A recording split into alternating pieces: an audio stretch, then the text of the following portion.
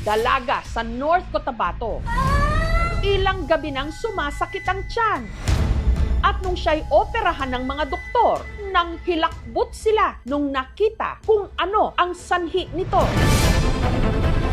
Para siyang daga. Yung isa, yung malaki, black. Tapos yung apat man siguro yun, or tatlo. Mayroon lang siya nakabalot na yellow. Pero hindi ito hayop, kundi kumpol-kumpol at nagkabuhol-buhol ng buhok.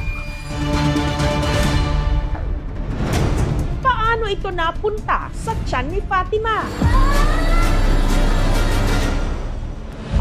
Si Fatima, palaayos daw talaga. Mahilig siya ng passion. Kung ano-ano yung style na buhok na ginagawa niya. Kaya ganun na lang daw ang pagtataka ni Nora nung napansin niya na ang buhok ng kanyang anak umiiksi at numinipis. 2024 man siguro. Sabi ko, ano ba nangyayari sa buhok mo? Bakit ganyan? Pag wala siyang hijab, makikita mo yung mga buhok na yan nagtayuan ko. Na parang bagong tubo. Yun pala, si Fatima mismo ang kumakain ng kanyang buhok. Ilang ulit po kami nagupitan ng buhok. Yung sa kanya, siya yung naglinis nun kasi sabi ko, ikaw na bahala maglinis niyan. Nagulat ako, bakit ganun? Nagkakain ba siya ng buhok? Di umano, may kaibigan siyang nag-udyok na gawin ito.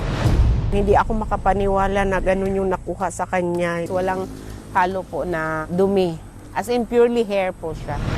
Yung buhok hindi natin na digest. So, kung kinain natin ito, lalabas din natin to na buhok pa rin. Dahil ito dun sa compressive effects ng hairball, sumasakit yung tiyan natin. Delikado ito. Ang laking question mark sa isip po, bakit buhok?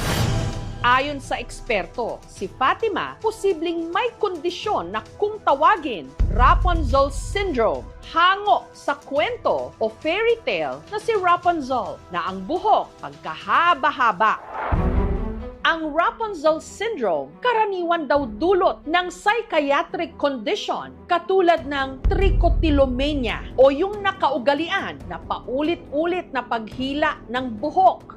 Gayun din ang tinatawag na trichophagia o ang pagkain ng sariling buhok.